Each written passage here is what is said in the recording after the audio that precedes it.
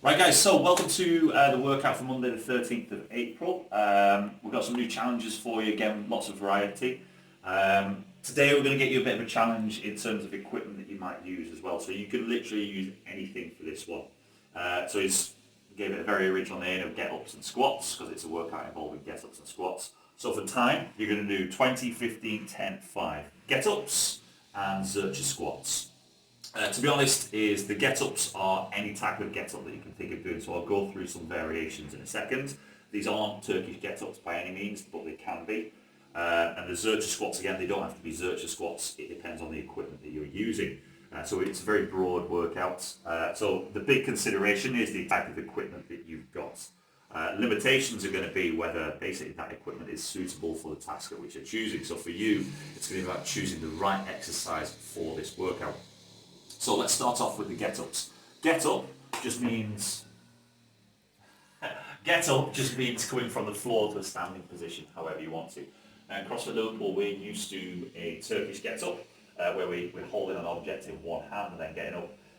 Other get-ups might be a tactical get-up or just a regular old get-up. The problem with if we're going to be doing something heavy like a sandbag is you might need both hands on the sandbag, so we have to do a no-handed get-up. And again, that weight might be fairly significant, or if you're using a rucksack, you might be holding it in a bear hug position. So a tactical get-up was designed for military purposes, so that you can keep your eyes on the target, or for services, let's say you're in the fire service, you've been knocked onto your back, being able to get up straight from that position. So in a military context, the tactical get-up is aiming to kind of like keep you focused on your target all the way through. So if I just give you a demonstration, let's say, for example, we're in here, we'd be getting up and then trying to keep straight ahead all the way through that movement. And that's a really good one for a sandbag get-up. Again, you might have to vary it a little bit as you're going along. So we've got, if you've got a dumbbell, we can go with your good old-fashioned Turkish get-up. Again, if you're really doing a Turkish get-up, it's not an exercise that we really want to do for time, so more look at quality. Important things all the way through is keeping your forearm nice and vertical. We could spend hours going through kind of like different things that you could do with the Turkish get-up. But for me, for shoulder stability, is we don't want that dumbbell out in front of us. We don't want it behind us. Sounds so simple, but understanding where vertical is all the way through. And if you want to add one extra thing, it's trying to keep that shoulder packed all the way through.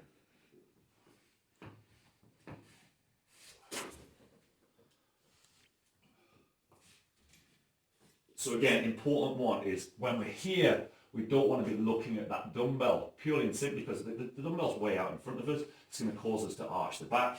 So when we're in a standing position, even when we're in a half kneeling position, try and keep the ear covered with the arm.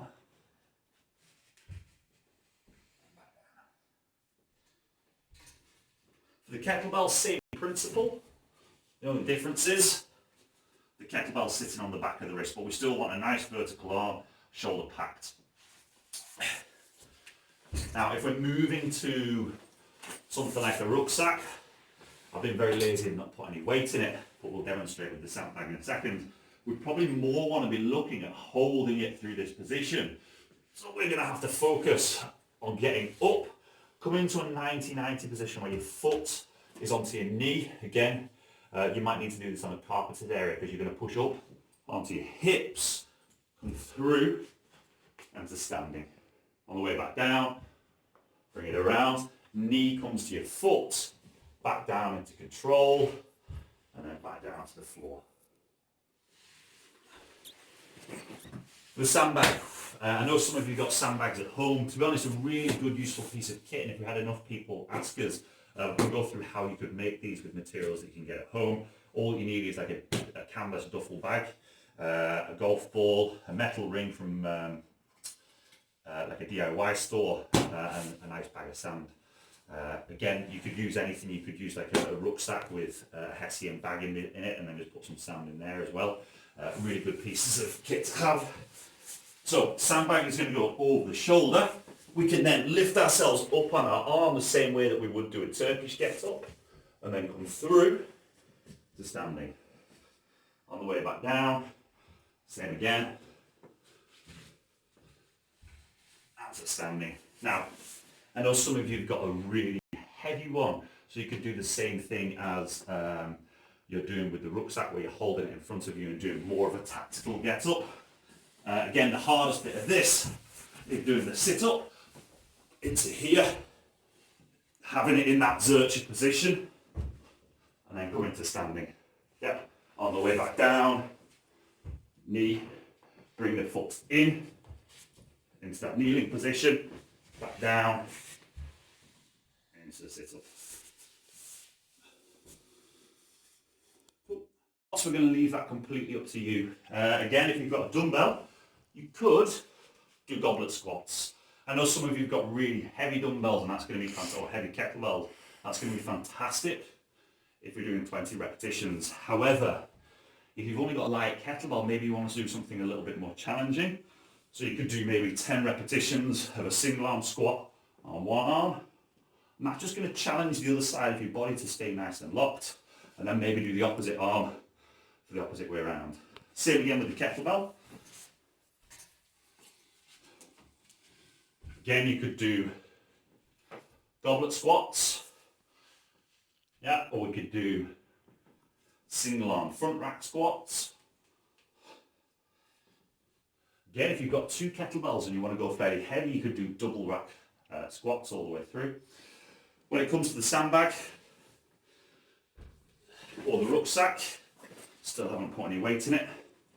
You could just go into a bear hug position, down and back up again. When we say a zercher squat, really what we mean is a barbell squat, so where it's racked across in this position. So if you're using a sandbag, especially if you've got one of the longer ones that we gave out, you could be in this position. Really good for upper back strength. Or you could go into a bear hug position. If we're in here, be very wary that the sandbag doesn't come down to your belly, because otherwise we're going to be really limited with our range of motion. Try and keep it nice and high in your bear hug, and that allows us for a nice deep squat.